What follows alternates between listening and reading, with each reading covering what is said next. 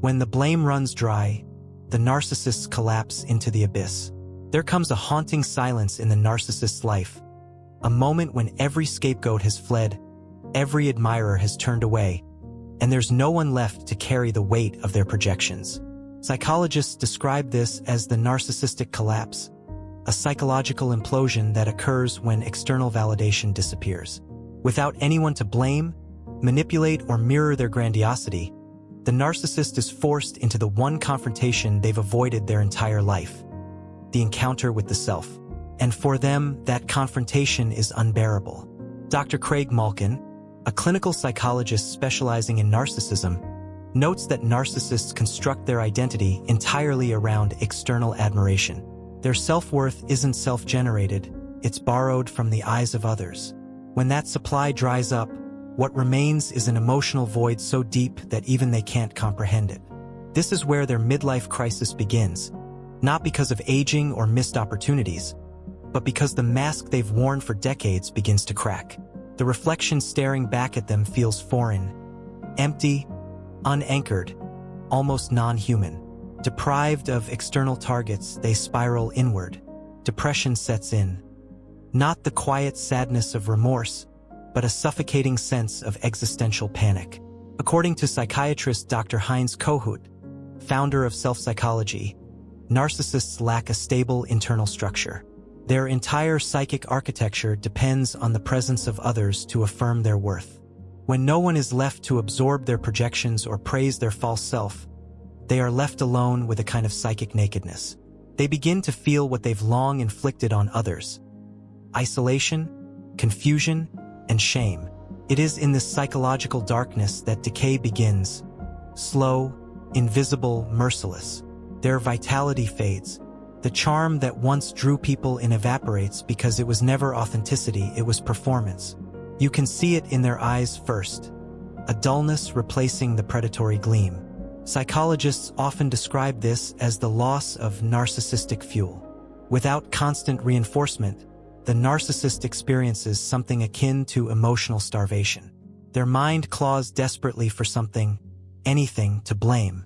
And when no person remains, they begin to turn their rage toward objects: the door, the dog, the weather, anything external that can carry their hatred for a moment longer.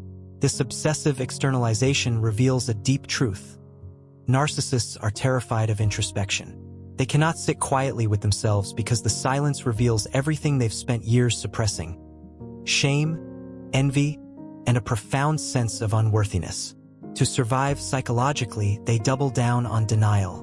The mind creates illusions of persecution. They begin to believe that the world is conspiring against them, that they are victims of society, of politics, of systems beyond control. It's a defense mechanism rooted in paranoid delusion, as described by Dr. Theodore Millon. The narcissist's mind reframes personal failure as cosmic injustice, preserving the illusion of moral superiority. At this stage, many narcissists reinvent their blame game on a grander scale. Where once they accused lovers or friends, now they accuse governments, corporations, or entire cultures. Psychologists call this ego diffusion, the widening of blame to preserve self-image. They may become consumed by conspiracy theories, not because they genuinely seek truth, but because these narratives allow them to remain the misunderstood hero in their own story. The enemy simply becomes larger, the fantasy more complex.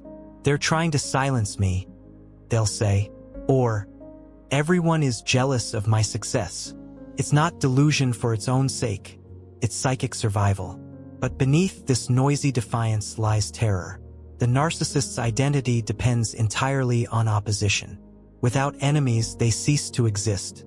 Every disagreement becomes an attack. Every rejection becomes proof that the world is against them. As cognitive distortions intensify, they lose touch with reality.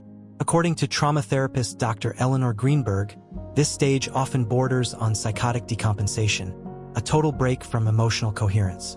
They twist facts, rewrite stories, and weaponize language to maintain their narrative of innocence. Logic becomes irrelevant. They cling to fantasy because truth would annihilate the fragile ego beneath. For the victim who once loved or lived with such a person, understanding this descent is crucial for healing. Psychologists emphasize that witnessing this collapse can trigger trauma bonding withdrawal, a strange mix of pity, fear, and residual attachment.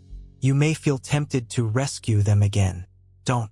Recognize this for what it is, the narcissist's final act of self-destruction. Their chaos is not yours to mend.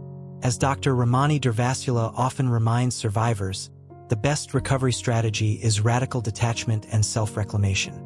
Channel your empathy inward where it belongs. Healing from such entanglement requires boundaries, therapy, and the rebuilding of self-trust. Write about what happened, not to relive the pain, but to reclaim your voice. Narcissists crumble under silence because silence forces them to face the void they once filled with control. And you, the survivor, grow stronger in that same silence. Because unlike them, you can look inward without disintegrating. You can heal. When narcissists reach their breaking point, some do not collapse inwardly. They expand outward, swallowing entire groups into their illusion. In extreme cases, they transform into cult-like figures or attach themselves to radical movements, driven by a desperate need to resurrect their sense of control.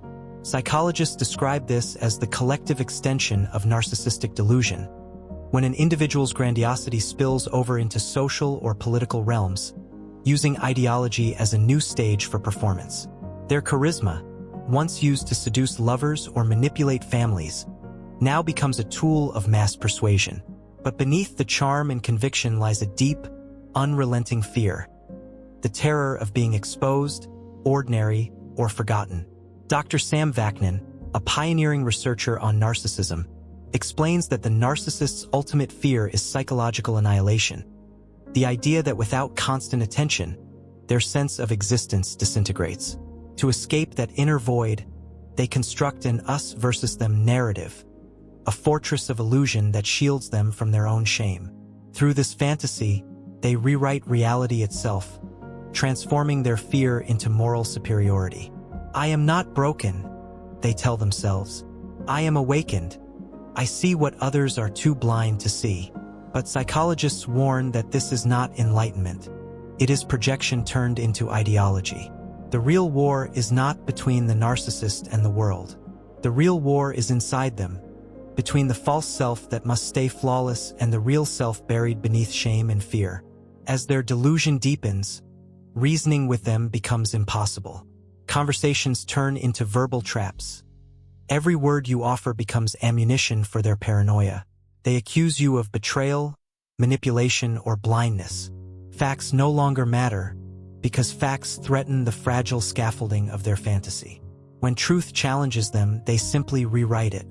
Psychologists call this narcissistic gaslighting at scale. The same tactics they once used to confuse intimate partners are now deployed on a public level. Twisting logic, inventing enemies, and claiming hidden truths that only they can see.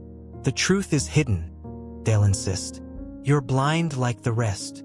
In their mind, isolation is not a sign of madness, it's proof of superiority. At this point, it's important to distinguish their delusion from something often confused with it, the genuine dark night of the soul. Psychologists and spiritual teachers alike emphasize that spiritual awakening and narcissistic delusion are polar opposites, even if they appear similar on the surface. The empath, during spiritual awakening, faces their wounds with humility. They take responsibility for their pain, confront their fears, and integrate their shadow with compassion. The narcissist does none of this. They bypass self-reflection entirely, declaring themselves purified without ever walking through the fire. What looks like transformation is simply spiritual inflation, ego disguised as enlightenment. Underneath the arrogance, the narcissist's world runs on fear, not strength. Psychologist Dr. Ramani Durvasula notes that fear is the fuel that drives narcissistic control. Fear of insignificance, fear of being unmasked, fear of guilt. Without their fantasies, they feel worthless. So they cling to their delusions with desperate intensity, convincing themselves that rejection is proof of greatness. They twist pain into pride, turning humiliation into evidence that the world is corrupt and they alone are pure. It is an exquisite form of psychological self-sabotage, a circular logic that keeps them from ever confronting their own responsibility. When narcissists reach this stage, helping them becomes nearly impossible. Their mind is no longer flexible enough to absorb truth. Every contradiction feels like an attack, every gentle correction like betrayal. Psychologists call this narcissistic rigidity, a psychological armor that prevents insight from entering. As their paranoia grows, they interpret neutral events as threats. They blame the world for their loneliness, society for their failures, and fate for their emptiness. Yet the common denominator in every tragedy remains the same: themselves. This truth is their greatest fear, and the one they will never admit. For some, the collapse becomes absolute. When no one listens, when the audience disappears, they are left alone in a silence that feels like death. Narcissists cannot exist without reaction. Conflict gives them purpose. When it vanishes, depression descends. Some retreat into isolation. Others sink into despair. But many, unable to face the void, will rebuild the illusion once again. They will find a new ideology, a new group to hate, a new movement to join. Anything is better than stillness, because in silence, the mask begins to crumble, and the truth becomes unbearable. The most dangerous narcissists, however, turn their obsession into domination. They become architects of fear. Psychologists warn that this stage often mimics paranoid personality disorder, where the line between reality and fantasy dissolves completely. They spread misinformation, sow division, and attack anyone who questions them. Their paranoia becomes contagious, infecting entire groups with the same delusional certainty. They begin to accuse friends, children, even strangers of betrayal. Every shadow becomes an enemy. Their world becomes a mirror maze of suspicion, where every reflection looks like a threat. For those who once loved them, witnessing this descent can be devastating. The person who once blamed you for everything is now blaming the entire world. Psychologists call this grief of realization, the painful understanding that it was never truly about you. You were just the nearest mirror, the most convenient reflection for their self-hatred. Now that you're gone, they project their war onto everything and everyone. The tragedy is that the real enemy isn't out there. It's the fractured self they've buried deep inside. Inside the narcissist rages an endless battle. The false self, loud and unyielding, desperate to stay perfect, and the real self, quiet and broken, buried beneath years of denial. The false self shouts, accuses, and performs for an audience that no longer exists. The real self waits in the dark, longing for a moment of truth that may never come. And that is the greatest tragedy of all. Not that the narcissist destroyed others, but that they destroyed their own chance at redemption long before anyone else could. When the audience finally leaves, the narcissist does not stop performing. The stage may be empty, but the act continues. Not for applause anymore, but out of sheer terror of silence. Psychologists describe this as the post-collapse performance, a desperate attempt to avoid the confrontation that comes when the mask slips and the self beneath must be faced. To stop performing would mean to acknowledge the emptiness underneath, the hollowness they've spent a lifetime denying. And so, they keep talking, repeating their lines, replaying their old monologues of victimhood and vengeance. But as time passes, the script falters. Their stories begin to contradict themselves. Their confidence cracks, and their performance turns mechanical. A loop of recycled excuses and reshaped narratives, each one trying to hold together a self that's quietly unraveling. According to Dr. Ramani Durvasula, one of the leading voices on narcissistic personality dynamics, this looping behavior is the mind's desperate effort to maintain coherence in a collapsing identity. When a narcissist loses their narcissistic supply, the admiration, fear, or submission of others, the psyche scrambles to create new narratives that restore its illusion of control. Each story becomes an emotional bandage over an unhealed wound. But over time, those stories stop working. The lies contradict, the image fractures, and they're left clinging to an identity built entirely on defense mechanisms. Their world begins to shrink, first metaphorically, then emotionally, until it feels like the universe has reduced itself to one unbearable truth. It's just them, against everyone else. On the outside, they might still sound powerful, loud, defiant, even arrogant. But psychologists remind us that this grandiosity is merely a shell, a brittle casing hiding an implosion. Behind the noise, there is collapse. Every accusation, every conspiracy, every angry post is not power. It's panic. It's the cry of someone who has never learned how to live without control. But here's the paradox. The narcissist's battle for dominance is not born out of strength. It's a symptom of fragility. As Dr. Heinz Kohut, founder of self-psychology, once said, "The grandiose self is the wounded self disguised as immortal." What we see as aggression is often the echo of profound psychological fear, fear of insignificance, fear of guilt, fear of exposure. So, what really happens when a narcissist runs out of people to blame? The projection machine breaks down. The spotlight turns inward. And that's the one thing they cannot bear. Psychologists refer to this as ego disintegration anxiety, a state where the false self starts to collapse under the weight of its own fabrications. Without an external enemy to absorb their rage, the narcissist's hostility begins to consume them from within. They start to see enemies everywhere, in friends, systems, strangers, even in the smallest coincidences. This paranoid worldview is not born of logic. It's an act of emotional survival. It's easier for them to believe that the world has turned against them than to face the unbearable truth. The war they've been fighting has always been against themselves. This self-sabotage becomes their cage. In their refusal to look inward, they sever themselves from empathy, love, and peace, the very emotions that could have saved them. Psychologists often describe this as emotional amputation, the loss of connection to authentic feeling. They can no longer feel real joy, nor can they receive genuine love. Every relationship becomes transactional, every interaction filtered through suspicion. For those who once loved them, watching this decline can be heartbreaking. You might find yourself wondering, was it ever real? But experts remind us that the narcissist's capacity for emotional authenticity has long been compromised by a deep-rooted fear of vulnerability. What feels like betrayal to you was, for them, a defense against their own terror of being known. In the end, the narcissist's power fades, revealing what it always masked: fear. Their need to blame was never about control. It was about survival. Like a predator feeding on projection, they had to keep pushing their darkness outward because to look inward was to risk annihilation. But when everyone finally walks away, when no one is left to carry their blame, the only thing left standing before them is the mirror. And that mirror does not lie. It shows them every wound they refused to heal, every person they used, every truth they twisted to protect a fragile ego.